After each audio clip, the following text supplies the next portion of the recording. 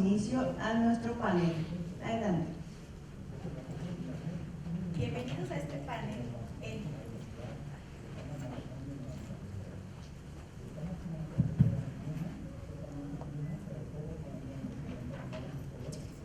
Bienvenidos a este panel, en el que nos reúne un objetivo en común: explorar la relación simbiótica entre la transición energética hacia fuentes limpias y el desarrollo de ciudades sustentables y resilientes.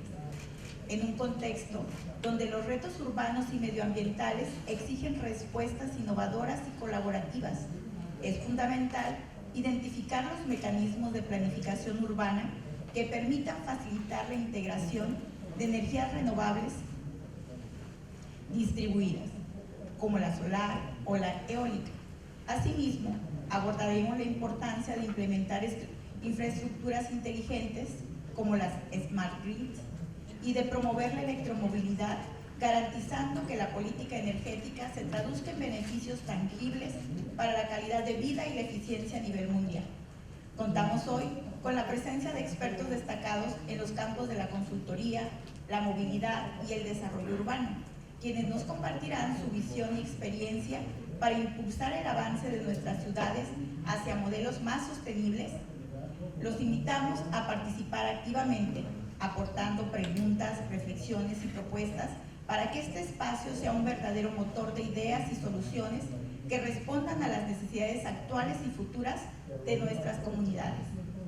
Me gustaría empezar por la maestra Shirley Wagner de Synergy Consulting, en donde, maestra Shirley, de acuerdo a tu experiencia en cuanto a integración estratégica, ¿qué nos puedes tú decir o cómo pueden ser los planes de desarrollo urbano utilizados como una herramienta vinculante para obligar a la integración de infraestructura de energía limpia y eficiente y de limpia y eficiencia energética, por ejemplo, para paneles solares o sistemas de climatización eficiente en los nuevos desarrollos habitacionales y comerciales?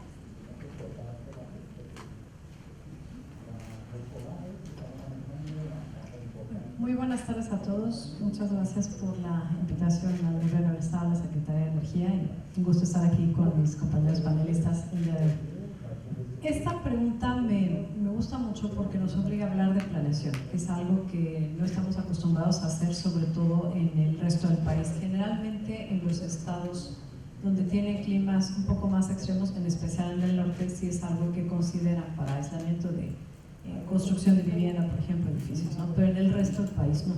Y es importante integrar estas herramientas de planeación para poder tener una visión a largo plazo y que realmente pueda concretarse. Y en especial los planes de desarrollo me parece que deben de trascender su rol tradicional, solamente enfocado a zonificación, y convertirse realmente en un marco de planeación de infraestructura sostenible y vinculante.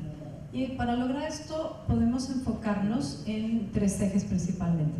El primero sería un mandato de estándares mínimos obligatorios, específicamente para desempeño energético tanto en sector habitacional como comercial, donde se busque subir el umbral de la construcción con los estándares tradicionales, por ejemplo, que se exija justamente la instalación de infraestructura de generación distribuida enfocada a paneles solares, y también asociada en la medida de lo posible a temas de almacenamiento para cubrir un porcentaje mínimo del consumo base proyectado. Aunque también los sistemas de climatización o de aislamiento pues, sí cumplan con la normatividad o el índice de eficiencia energética, pero superior a la media nacional. Entonces sí hace falta todavía establecer esta base mínima de planeación, sobre todo que sea algo homologado. Y también para poder cumplir no solamente con las metas que tenemos como país, ya hablando de una planeación a nivel nacional, sino también con los cambios regulatorios que ahora permiten que se pueda hacer un desarrollo. Yo creo que no llegamos al número de megawatts que hubiéramos esperado que se abriera esto, pero ya se posibilita hacerlo de manera sí dividida, pero escalonada, pero ya hay una posibilidad de replicarlo de una manera mucho más importante. El segundo eje sería la vinculación directa con la licencia de construcción. Aquí me parece que el cumplimiento de los estándares debe ser un requisito de elegibilidad no negociable, definitivamente. Y esto le da una autoridad inmediata a los planes de desarrollo urbano, definitivamente. Y por último, hablaría de los instrumentos fiscales como catalizadores. Aquí debemos de considerar tanto los incentivos como los desincentivos fiscales. Por incentivos no solamente una reducción, por ejemplo, el impuesto predial, cuando se tomen en cuenta este tipo de elementos ya para la construcción, de forma anticipada, no estar incluyéndolo de forma posterior, o también tarifas de derechos reducidas por conexión a servicios, por ejemplo, para proyectos que no solo cumplan, sino luego que superen los mínimos de eficiencia establecidos por este tipo de planes. Entonces, como vemos, todas estas herramientas pueden y deben ser no solamente un aliciente o un desincentivo para poder llegar a una planeación que realmente haga que el sector tenga un impacto importante en la vivienda, por ejemplo, ¿no? En la construcción de edificios a nivel, como decíamos, habitacional, comercial. Y yo le veo mucho futuro definitivamente, pero tomando en cuenta todos estos elementos para hacer una planeación integral. Gracias. Muchas gracias. Maestra Chile, me encanta que estés aquí con nosotros, me encanta que nos compartas un poco de toda tu experiencia que has tenido representándonos a los mexicanos a nivel internacional en cuanto a cuestiones energéticas. ¿Qué nos puedes decir en cuanto a zonas críticas de lo que tú has visto en el extranjero o tu experiencia que tienes aquí a nivel nacional? ¿Cuáles son los 3 principales indicadores de vulnerabilidad energética que las ciudades mexicanas pueden monitorear para identificar las zonas donde la transición energética es más urgente para reducir la pobreza energética y mejorar la resiliencia urbana?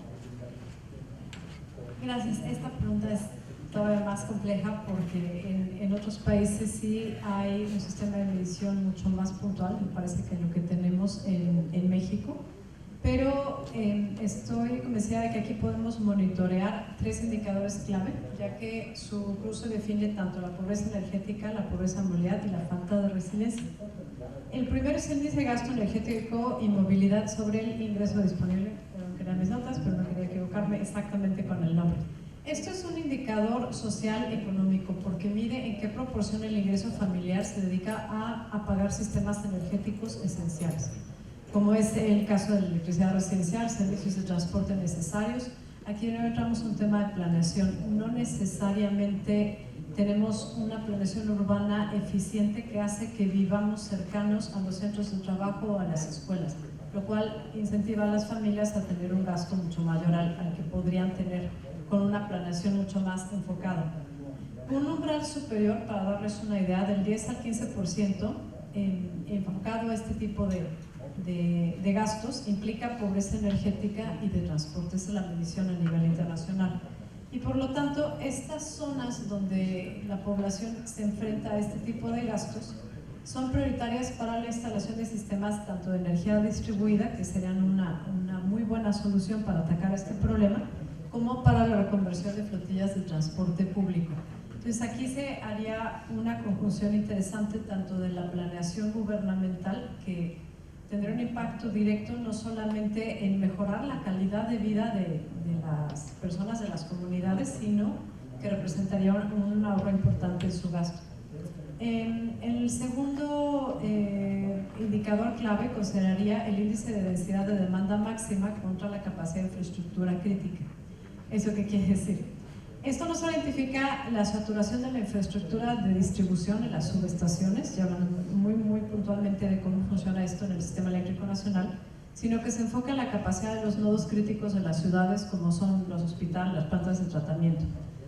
Una alta relación de estos indicadores en estos nodos indica baja resiliencia. ¿Qué quiere decir esto? Que esto nos señala la urgencia de implementar otra vez microgrids o sistemas de almacenamiento muy puntuales para evitar tanto la saturación, la congestión, como una sobrecarga a la red. Tú mencionabas hace rato que podríamos hablar de un esquema Smart Grid. Todavía no estamos allí, o un esquema también Vehicle to Grid, donde hubiera incentivos suficientes que incentivaran a la población, para la redundancia, a tener vehículos y que pudieran ser utilizados como baterías, de tal manera que tú pudieras recargar tu vehículo después de las 12 de la noche, me parece, después de las 10 de la noche es cuando es la hora menos cara para recargar, y pudieras usarlo como almacenamiento, como una batería, e inyectar energía en la red.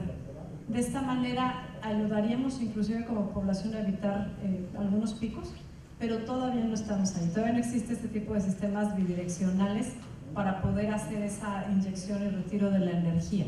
Pero la idea es poder llegar a eso porque ya se hace en otros países y de manera muy eficiente. Para no explayar tanto más, el tercer eje sería el acceso a servicios energéticos modernos y justamente electromovilidad, como lo que comentaba ahora. Y aquí todavía hace falta incentivar el uso de fuentes de energía no contaminantes para cocinar, por ejemplo. Todavía se utiliza mucho la leña en nuestro país y es algo que afecta, está comprobadísimo que afecta a la salud también de las comunidades, de los grupos que los utilizan. La disponibilidad de infraestructura de recarga justamente tanto para transporte público como para transporte privado que migrar hacia eléctrico o por lo menos híbrido. Y comento el tema del híbrido porque en estados como el de ustedes, que hay grandes distancias o es muy común que las personas viajen de un lado a otro, una solución híbrida podría ser justo lo que se requiere y sería mucho menos contaminante. Y por último, estos sistemas de electrificación inteligente que fue justo lo que me explayé un poco antes. Entonces la idea es que toda esta planeación y todos estos ejes sean claves para mejorar tanto la sostenibilidad urbana, que sea más inclusivo, porque realmente sea aterrizado las necesidades concretas de la población y, como decía, muy importante que pueda incentivar otra vez su gasto, que les ayude definitivamente en su economía. Gracias. Gracias. Bueno, pues yo personalmente, en mi casa, ¿verdad? En su casa, de todos ustedes, pues yo me molesto mucho cuando se me va la luz.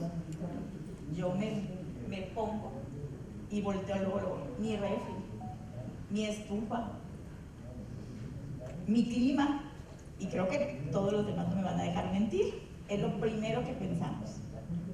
La gasolina ya subió, ya no me alcanza.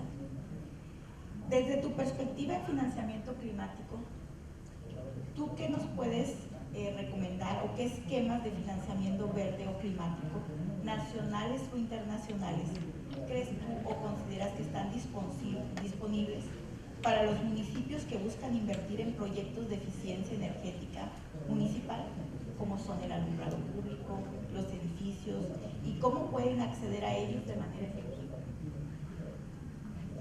Aquí empiezo platicándoles un poco más de por qué hablo en específico de este tema de financiamiento. Yo estoy en el sector de energía desde 1998 y me ha tocado participar tanto primero en gobierno, entonces entiendo bien el diseño e implementación de políticas públicas. Pues me tocó participar en empresas privadas extranjeras, cuando se hicieron los primeros desarrollos eólicos, después solares en México, toda la licitación en su momento. Empezaron también temas de líneas de transmisión, que después se pararon, y ahora estoy en una firma que hacemos asesoría justamente de financiamiento y de inversión. Y lo que estoy viendo todos los días, y por eso fue mi elección de venirme ahora con ellos, estaba antes de eso en una empresa también extranjera, pero dedicada a generación de electricidad, y me llamó mucho la atención lo que hacíamos porque estoy viendo sí un compromiso del gobierno actual, de la administración actual, por desarrollar y por apoyar otra vez proyectos que, en especial en temas de energía, que son tan necesarios para el país. Efectivamente, en la medida en la que un país tenga fortaleza en su sector energético, va a tener fortaleza en su sector económico, porque esto depende absolutamente de todo lo demás. Inclusive todos los sistemas de agua necesitan generación de electricidad para poder desarrollarse. La industria lo necesita. Lo que estamos viendo ahora todos los días son dos cuestiones interesantes. La primera es que sí hay mucho interés tanto de municipios como de iniciativa privada por reactivar todos estos proyectos, especialmente el sector de energía. Y vemos, como decía, sí iniciativas del gobierno, especialmente ahora otra vez en los proyectos de energías renovables, por apoyar con, por ejemplo, la emisión de permisos de forma más expedita. Estamos viendo un avance de nuevo, ¿no? En los cambios regulatorios, ahí van las cosas. Se va a poner interesante porque si nos viene la renegociación del Tratado de Libre Comercio, vamos a tomar también en cuenta ese factor. Al final, lo que suceda geopolíticamente en otros países tiene una afectación directa en nuestro país, en especial Estados Unidos y Canadá. pero también estoy viendo el mismo compromiso por parte de los municipios y de los estados, muy puntualmente para volver a desarrollar proyectos. Y sí tienen, en especial ellos, entrando a hablar temas de financiamiento, acceso a fuentes de financiamiento que no necesariamente tienen de forma tan fácil los privados. Tan fácil me refiero a que son proyectos, muchos buscando ser sostenibles antes que nada, renovables, y están buscando también mejorar, por supuesto, la calidad de las comunidades, de las personas en donde están ubicados. Este tipo de proyectos sí son más fácilmente financiables que los proyectos privados, con acceso a banca de desarrollo internacional, por ejemplo, y también la nacional. En banca internacional, el Banco Mundial, el BID, el IFC, tienen muchos programas que están buscando apoyar nuevamente estos proyectos. Ellos también, por sus cambios de administración, habían parado esos apoyos por un tiempo y están mirando de nuevo a México para buscar apoyar este tipo de proyectos, en especial de infraestructura pública. Entonces, este es un momento muy oportuno para eso. En banca nacional también hay varias opciones, Banobras, hay varios esquemas de financiamiento verde, que también sería un momento interesante para aprovecharlos. La diferencia con la banca de desarrollo, puntualmente con la comercial, no solamente es un tema de tasas. Se tiene acceso en banca de desarrollo a mejores esquemas de financiamiento, muchas mejores tasas. En muchas ocasiones ellos ponen dinero directamente, dinero que no pide que se repague, para desarrollar estudios de factibilidad, prefactibilidad y factibilidad. Y eso es una base importante, porque en la medida en la que se tenga esa planeación original, de nuevo volviendo a hablar de la planeación, un proyecto podrá ser concretable y podrá ser exitoso. Entonces, esa parte es importante para poder aprovechar, en especial, como decía, en municipios y en estados. Financiamiento de banca nacional, Banobras y el FIRA también son una parte importante que pueden también, sumada a banca internacional, ser muy importante aliciente para este tipo de esquemas. Esquemas de financiamiento estructurado y desempeño. Aquí está cobrando mucha más relevancia, y aquí también resalto los esfuerzos que hizo el gobierno en ese sentido, los esquemas de asociación público-privada, que están permitiendo que se pueda que se puedan aterrizar este tipo de proyectos con esos esquemas. Falta ver cómo se van a concretar ya en el detalle fino, porque con los cambios en la regulación vimos ya, digamos que los primeros enunciamientos, pero falta ver el detalle fino. Pero, y definitivamente bonos temáticos, que los municipios y estados también pueden acceder a este tipo de mercados de capitales. Para no extenderme mucho más, esas serían las opciones que yo veo. Veo un momento interesante de nuevo para poder enfocar ese tipo de proyectos, y definitivamente mucho futuro apostando, muchos países, mucho tipo de inversión, family offices, otros tipos de esquemas de ese tipo, fondos de inversión también, apostando por venir otra vez a desarrollar proyectos en México. Gracias. Muchas gracias, maestra Chirilo. La transformación de las ciudades hacia modelos más inteligentes y sostenibles implica afrontar retos importantes de la gestión energética. En este contexto, las redes inteligentes o Smart Grid juegan un papel fundamental para optimizar la integración de fuentes renovables distribuidas, como los techos solares, y garantizar la estabilidad eléctrica en entornos urbanos cada vez más complejos. Analizar el rol de estas infraestructuras resulta esencial para entender cómo pueden contribuir a una transición energética exitosa a escala local. Para esto, aquí contamos con la presencia del licenciado Ernesto Valdés Arreguín, especialista en Smart Cities de Neurabri.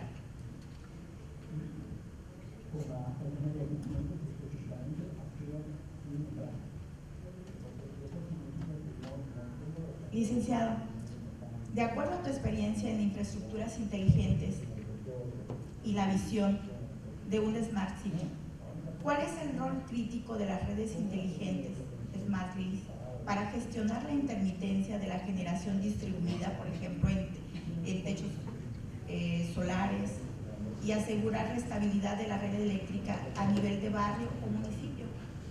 Muchas gracias, doctora. Pues muy buenas tardes a todas y a todos. Es un honor para mí poder estar en este espacio que es el Congreso Internacional de Energía, y sobre todo ante ver esta visión que tiene el gobierno del Estado a través de la Secretaría de Energía, de ver más allá de lo importante hacia el tema que yo traigo con ustedes, que es el tema de las ciudades inteligentes, ¿no? Sobre todo porque precisamente ya no podemos hablar que es un término, un adjetivo que ya es tabú o va hacia el futuro, porque las Smart Cities pues ya es un tema que nos aborda hoy en la realidad, que hoy nos impacta sobre todo de manera positiva, pero que todavía en México estamos precisamente en esa lucha de poder hacer esa transición de pasar a ciudades tradicionales a ciudades inteligentes. Entonces, justamente desde la pregunta que amablemente nos hace la doctora, es importante decir primero qué es una ciudad inteligente, ¿no? Nos gusta mucho romper primeramente ese paradigma de qué es una ciudad inteligente, porque a veces en otros espacios que nos ha tocado participar, pues se tiene el concepto de que una ciudad inteligente es aquella ciudad, ¿no?, que es robótica y que van a estar volando drones, etcétera, robots, y nos vienen a suplantar, ¿no?, a las personas, ¿no? Y eso no es una ciudad inteligente. En sí, una ciudad inteligente es aquella que pone en el centro a las personas y que se ayuda, se apoya, ¿sí?, de las herramientas de transformación digital para, en este caso, poder generar decisiones inteligentes que te llevan a una ciudad inteligente. ¿Cómo lo haces eso? Lo haces a través, como dije, de herramientas de transformación digital, específicamente ayudándote de la inteligencia artificial y de la Big Data, ¿no?, de los grandes datos. Y a través de eso también es importante decir pues lo que es una Smart Grid, ¿no? Y una Smart Grid, pues en este caso es una red eléctrica inteligente. Y agradezco mucho a la maestra Shirley que haya dado un pequeño paso adelantado a lo que es una Smart Grid, porque ella ahorita, como bien puntual lo dijo, todavía nosotros estamos lejos de esa parte, ¿no? Lejos, pero tampoco tan lejos, ¿no? Y yo quisiera entrar más que todo en el rol crítico que esto genera, sí, que hoy en día, más que decir cómo es crítico el funcionamiento de una Smart Grid, es importante decir cómo avanzamos a una Smart Grid, ¿sí? Que en este caso es importante poder tener una infraestructura mucho mejor organizada, es tener una regulación de las Smart Grids, que en este caso es toda esta infraestructura eléctrica en techo, y sobre todo, y la más importante, capacitación, ¿sí? Porque son las personas, repetimos, que son las que están en el centro de la ciudad, ¿sí? Y son ellos los que van a tener el control también de la Smart Grid dentro de su vivienda. Somos nosotros los que vivimos dentro de esas viviendas. Entonces necesitamos poder capacitarnos, en este caso, para saber cómo manejar, primero desde la instalación hasta cómo vamos a hacer el uso y manejo de esa energía. ¿Cómo nos las da? Bueno, nos las da a través de sensores inteligentes que se conectan como enjambres, ¿no? En este caso están totalmente conectadas y crea un nodo, un mega nodo de información, que a través de la data es precisamente que podemos medir lo que bien ya comentó ahorita la maestra, ¿no? Saber cuáles son los mejores momentos, los mejores tiempos para poder recargar un vehículo eléctrico, baterías, etcétera. Cuáles son las mejores horas para poder hacer uso o potenciar la energía, etcétera. Entonces yo quiero más que todo subrayar la parte que hoy necesitamos, en este caso, poder tener una regulación mucho más precisa, de poder impulsar las Smart Grids, que al final de esto terminan construyendo una ciudad inteligente, pero que necesitamos hacerlo a través de la capacitación, cómo funciona y cómo podemos en este caso potenciarla. Gracias.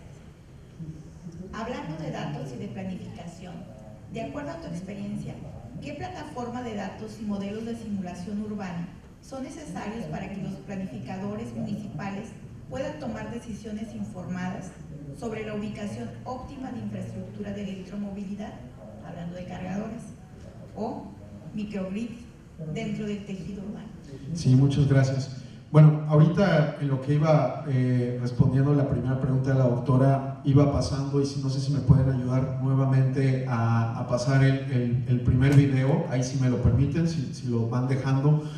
Nosotros, y esta parte no comencé diciendo de dónde vengo, nosotros vengo representando a una empresa que se llama Neurabitat. Nosotros desarrollamos precisamente ciudades inteligentes. Aquí también está mi socio, el doctor Hugo Isaac, que es miembro del grupo de expertos de ciudades inteligentes de la ONU Habitat, y desarrollamos precisamente esta plataforma que ustedes están viendo, que es la manera de cómo responde la pregunta que ahorita amablemente nos hizo la doctora, de cómo podemos detectar, en este caso, los smart grids, los datos, cómo los podemos, en este caso, hacer funcionar para poder impulsar un tema que ahorita ya nos comenta, la electromovilidad.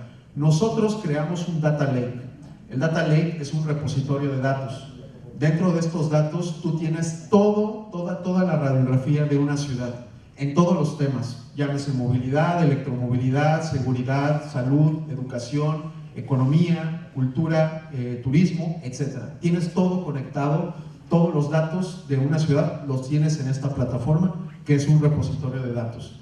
Entonces, a través de que los datos, nosotros, en una desorganización, vamos a llamarlo así, a través de todas las direcciones que pueden existir dentro de una ciudad, nosotros los tenemos todos en este repositorio, los homogeneizamos y los empezamos a interconectar, para que en este caso tengas un tabulador como estos que ustedes están viendo, donde podemos ver la información en tiempo real para poder detectar, en este caso, dónde están las estaciones de electromovilidad, tomando la pregunta que nos hace la doctora, o en este caso poder también saber dentro de las estaciones de electromovilidad cuántos autos estás impactando de manera positiva a cuántas personas, en este caso dónde hay intermitencia de red para poder aplicar una acción de corrección, y en este caso puedes también a través de los mismos datos y en estos tableros de control, y que sobre todo son interactivos, puedes poner una acción inteligente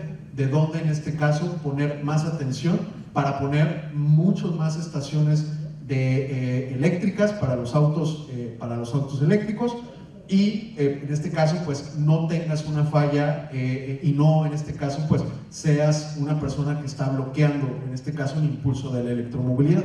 Entonces, a través de como ustedes están viendo en este video, pueden ver, ahí se ven unos botones donde llevas todo el control de la ciudad y puedes en este caso empezar a tomar ciertas decisiones. Aquí digo, viene un ejemplo un poquito más general de todo lo que es la ciudad. Aquí, bueno, está hablando de temas específicamente de parques, bibliotecas, cuántas personas estás impactando, personas que entran a ciertos festivales, puedes ver ingresos y todo lo que conlleva en sí una ciudad. Pero este es el primer ejemplo que tenemos que puede usar un alcalde o un tomador de decisión para poder en este caso impactar en el caso de la energía o la electromovilidad, como tú me mencionas, doctora. Excelente. Ya para cerrar con tu participación en este pequeño bloque, ¿nos podrías por favor compartir uno de los muchos casos de éxito que ustedes han tenido en la actualidad en alguna ciudad mexicana que haya logrado alinear con éxito su política de desarrollo urbano con sus objetivos de transición energética? Sí, claro que sí. Gracias por ayudarme con ese segundo video. Aquí tenemos un ejemplo claro que estamos desarrollando con el gobierno del estado de Durango, específicamente con su Secretaría de Energía. Ellos traen un tema muy interesante porque justamente ellos traen un proyecto de poder impulsar la energía solar en nodos en diversas partes del territorio de Durango. Y justamente al tener ellos una variedad infinita de datos, justamente nosotros nos hemos encargado de que estos proyectos de energía solar, de paneles solares que van ellos teniendo, querían inicialmente saber de su presupuesto cuánto necesitaba ser destinado para estos proyectos, cómo lo iban a distribuir en todo el estado, cuánta cantidad de paneles se necesitaba para poder impactar de manera positiva en los municipios y sobre todo, y la más importante de todas, cómo impactas positivamente a las colonias y en este caso a los habitantes para no dejarlos sin energía eléctrica. Entonces, dentro de ese video ustedes pueden ver a través de sensores inteligentes que nosotros colocamos, ahí pues se puede ver la radiografía del estado de Durango, podemos ver la capacidad en este caso de voltaje que está teniendo toda la red neuronal eléctrica del estado.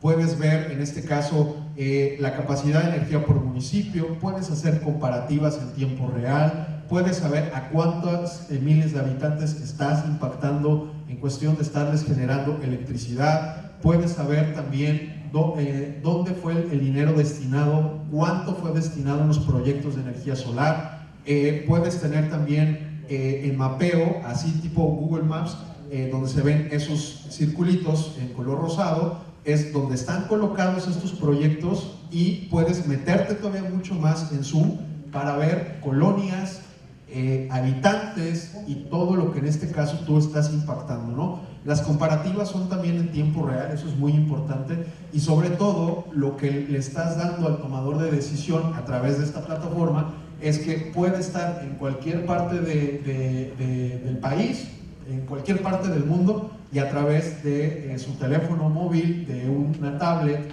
o desde una laptop puede ver esta información, repito, en tiempo real. ¿Por qué en tiempo real? Porque precisamente nosotros capacitamos a las personas, capacitamos a los técnicos para que estén dando una ingesta de datos diaria, y en este caso pues tengas la información para cualquier tipo de problema que pudiera ocurrir con alguna intermitencia eléctrica. Puedes en este caso ver qué está ocurriendo y pues de ahí en este caso tomar una decisión pues que sea mucho más eficaz. Muchas gracias, licenciado. También contamos con el maestro Miguel Ángel Carrión Sánchez de la empresa ICOM, que me gustaría por favor si nos pudiera comentar un poco de cuál es la función de ICOM y cuál es la visión de cómo la infraestructura y la energía puede impulsar el desarrollo de Tamaulipas. Claro que sí, doctora, y qué gusto poder compartir este panel con Shirley, con Ernesto y con usted. Un agradecimiento y una felicitación al gobierno de Tamaulipas, al señor gobernador Américo y también al secretario de Energía Walter por esta amable invitación, y creo que el poder organizar este tipo de eventos genera una pauta muy interesante para poder hacer algo que ya lo mencionaron aquí, que es de suma importancia, que es la planeación, es planear hacia el futuro, planear con una perspectiva, con datos, con visión, de tal manera que esos planes se concreten en acciones y en este diálogo podamos encontrar esa particularidad de cómo acompañarnos mutuamente en estos proyectos, ¿no? Yo soy el director general de ICOM para México, soy el líder de la práctica de energía en América Latina. AECOM o EICOM, como se le dice en inglés, es una empresa que posiblemente ustedes la conocen mucho por algunos proyectos a nivel global, como es la infraestructura. Bueno, somos la empresa de infraestructura más grande del mundo en materia prácticamente cualquier sector. Hemos hecho la infraestructura, por ejemplo, de las Olimpiadas de Londres del 2012, de Los Ángeles del 2028, ahora lo estamos haciendo. Si hay algunas personas que les gusta el fútbol americano aquí, hicimos el estadio del SoFi en Los Ángeles, tanto de los Chargers como de los Rams, y creo que en México nos conocen por haber ayudado a diseñar lo que era el no realizado aeropuerto de Texcoco, el diseño, pero adicionalmente las rutas o algunas de las líneas del Tren Maya, el Metro Rey y algunas naves industriales como las plantas de IKEA o de IKEA en México, en la Ciudad de México y de Bosch. Entonces, en el ámbito energético tenemos no solamente mucho apetito de apoyar al gobierno de Tamaulipas en la transición energética, sino creemos firmemente que el tema de transición energética, ya lo comentaron mis colegas, desde una perspectiva de lo micro a lo macro, yo creo que vale mucho la pena resaltar, ¿no? Que no pueden existir esas ciudades inteligentes y esos smart grids o esas soluciones inteligentes si no se tiene la energía pues necesaria, ¿no? Para mí la transición energética y para ECOM, ¿no? son las 4 Ds o los 4 ejes que empiezan con D, ¿no? Es descentralización, es decir, cómo hacemos para que la energía no solamente esté concentrada en un solo lugar, sino en los distintos nodos se puedan apreciar. La parte de carbonización, de cómo utilizamos energías cada vez más renovables o menos contaminantes para generar activos que verdaderamente ayuden a esa transición. La parte de digitalización, ¿no? Que ya lo comentaron algunos de los colegas, es el tema de los data centers y el tema de cómo generamos que cada vez un mercado eléctrico, que es un mercado de fierros y tubos, sea un mercado cada vez más líquido y financiero, ¿no? En donde se puedan alimentar de distintas inversiones y también distintas empresas puedan entrar, ¿no? A desarrollar. Y por último, el desuso. ¿Qué quiero decir con esto? Así como cada vez los datos, anteriormente, no sé si se acuerdan ustedes, tenían pues, un USB y en ese USB, bueno, antes era el floppy disk, tenían que ser el USB y ese USB le cabían 5 megas o los datos de la telefonía, antes se necesitaba mucho flujo, ¿no? Para poder mandar ciertos datos, y ahora los datos se han comprimido de tal manera que pasan por espacios y pasan en gran volumen, con mucha menos capacidad. Lo mismo está sucediendo con el tema eléctrico, ¿no? A nivel global. Entonces, este desuso de hacer cada vez las energías más eficientes, no solamente el utilizar energía renovable, sino el consumo hacerlo más eficiente, es lo que genera realmente también un proceso de transición energética, ¿no? Entonces, desde AECOM, ¿no? Impulsamos este tipo de proyectos y por este tipo de infraestructura que es eje doctora, obviamente, del desarrollo económico y social y político también y cultural de muchos países. Muchas gracias. Ahí nomás el nivel de ponentes que tenemos. Encantada de veras con todos ustedes. Bueno, pues otra de las preguntas que me gustaría, y en un contexto ahora sí que de Tamaulipas para el mundo, para México, ¿cómo Tamaulipas puede ser impulsor de la transición energética del país?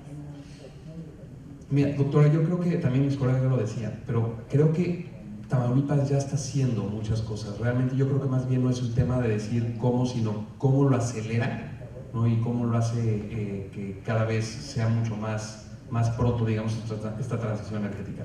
Hoy por hoy Tamaulipas es sin lugar a duda uno de los, yo le digo, no es se puede decir, sería uno de los estados consentidos de México. ¿Por qué? Porque tiene todo el potencial energético está aquí, tiene la zona de Burgos, por ejemplo, que tiene todo el potencial energético de upstream, en donde proyectos como Trión se están gestando en estos momentos. Ya hubo un panel justo que hablaban respecto de la empresa de Woodside al respecto.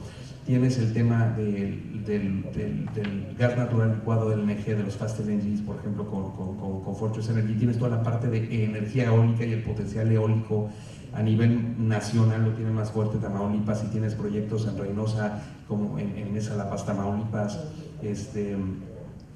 Entonces tienes un gran potencial desde una perspectiva energética, pero por otro lado tienes también una conectividad interesantísima desde una perspectiva portuaria.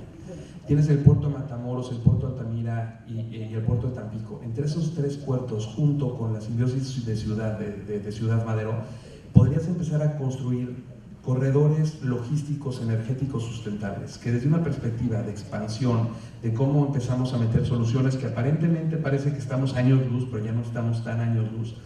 Smart Grid nos falta todavía mucho, pero si bien, por ejemplo, el tema de tener shore power, ¿no? Para los grandes barcos, las grandes barquetas, que en vez de utilizar diésel o combustible se puedan conectar al grid y momentáneamente en lo que están parados no generar CO2, decarbonizar justamente toda esa industria, pero sobre todo aprovechar también las líneas férreas que tiene, ¿no? Desde una perspectiva sustentable, el estado de Tamaulipas, no solamente para conectar a las ciudades a través de estos polígonos, ¿no? Que ya mencionaban, de paneles solares, de techos y vivienda cada vez más renovable, sino también que ayude justamente a generar, por ejemplo, refinación de minerales críticos que se requieren en muchas industrias de Estados Unidos a través del transporte de Tamaulipas hacia Monterrey, hacia Nuevo Laredo y hacia nosotros y a otros estados de la República como el Bajío. Entonces yo soy un convencido de que Tamaulipas está en una posición estratégica, ubicación estratégica y en un momento estratégico para poder justamente ser un propulsor y un dinamitador justamente de la inversión.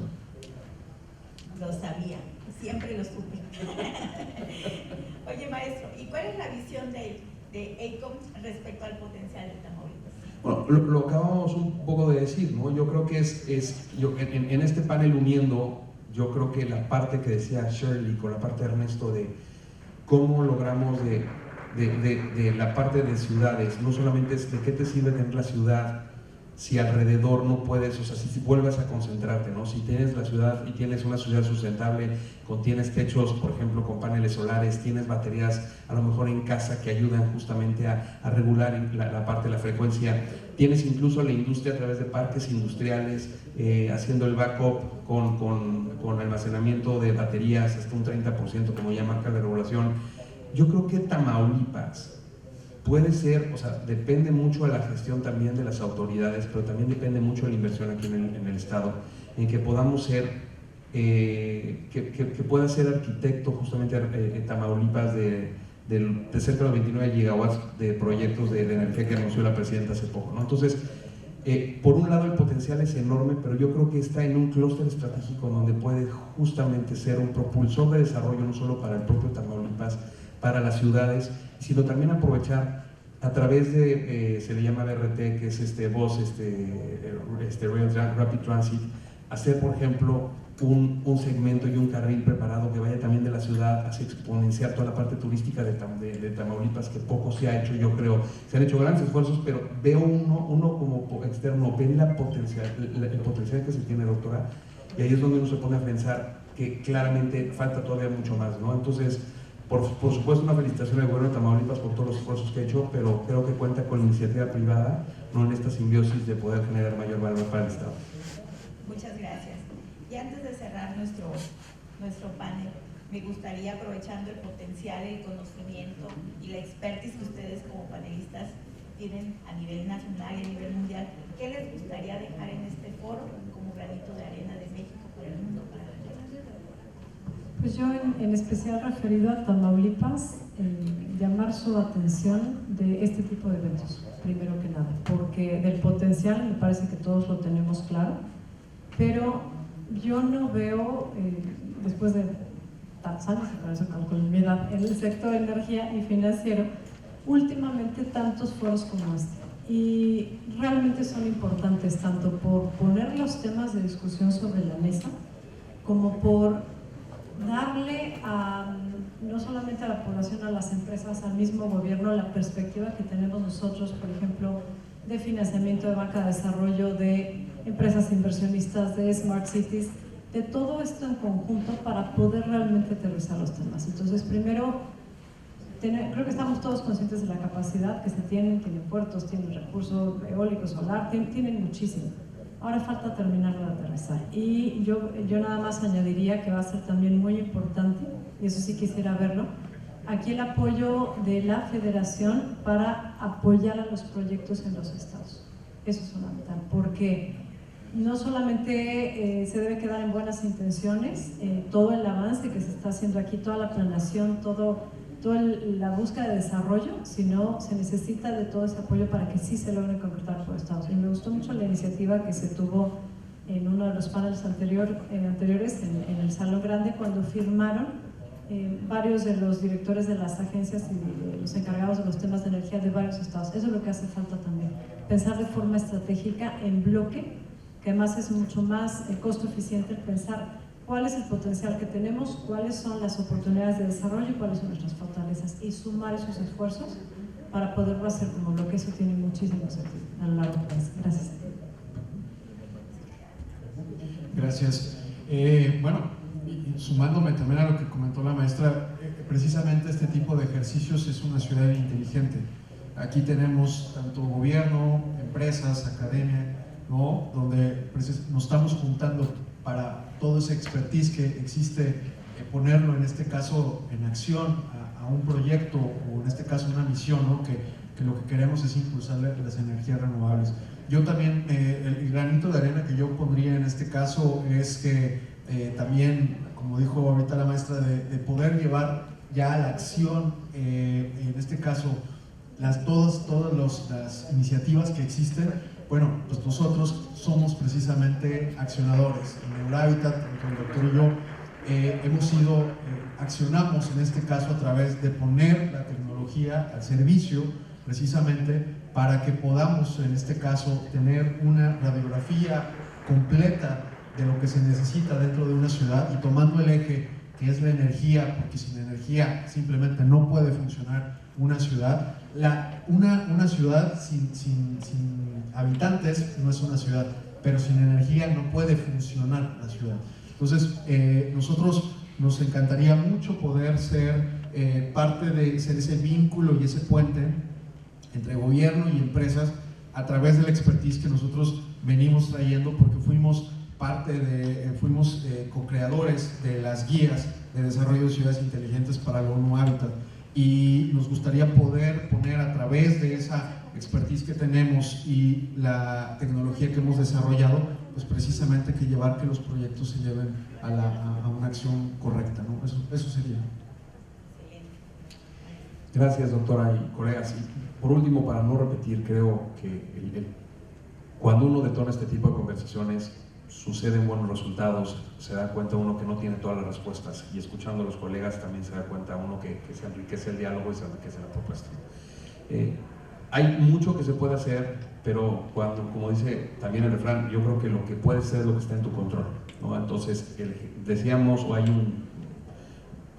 no he escuchado por ahí esta frase, sobre todo en varias publicaciones, pero sin transmisión no hay transición, ¿no? O sea, si no hay una fuerte infraestructura de transmisión, la transición, lo que quiere decir energética, es que es más compleja, es más difícil. No es que no se pueda hacer, sino simplemente es más difícil, ¿no? Pero más allá que la transmisión, eso no depende realmente del Estado, depende de la Federación. El Estado lo que sí puede hacer, y está en su lado, yo diría como punto clave, es ser más ágil, ¿no? Ser más ágil. Si el gobierno se empeña en poner una ventanilla única, fast track, para permisos, licencias, inversiones y cuestiones de este tipo, va a ser justamente un receptor de inversión que está perdiendo la oportunidad en muchos estados de la República. Y justo tiene que ser un promovente o promover fuertemente el tema de la transmisión y la flexibilidad, ¿no? Pero ese es un tema, como es más federal, que atañe a esas autoridades, pero yo te diría, lo que puede estar en su tramo de control, creo que en parte ya lo está haciendo, y yo invitaré al gobierno de Tamaulipas a seguir haciéndolo de esa manera. Muchas gracias. Para cerrar este panel, queremos expresar nuestro más sincero agradecimiento a todos los ponentes y asistentes por su valiosa participación y entusiasmo. Ha quedado claro que la colaboración y el intercambio de ideas son esenciales para avanzar en la transición energética y la construcción de ciudades más sostenibles y resilientes. Nos llevamos la convicción de que, mediante una planificación urbana e innovadora, la integración de energías renovables, el impulso de infraestructuras inteligentes y la promoción de la electromovilidad, es posible transformar nuestras ciudades en espacios más eficientes y habitables. Este camino exige compromiso y acción conjunta, tanto de autoridades como de la ciudadanía y del sector privado. Los animamos a seguir reflexionando y trabajando desde nuestros distintos ámbitos para que la política energética no solo sea una aspiración, sino solo sea una realidad tangible que mejore la calidad de vida de nuestros municipios. Sigamos siendo agentes de cambio, apostando por soluciones que respondan a los desafíos actuales y futuros. Muchas gracias a todos por su presencia y contribuir en este diálogo de construcción. Gracias.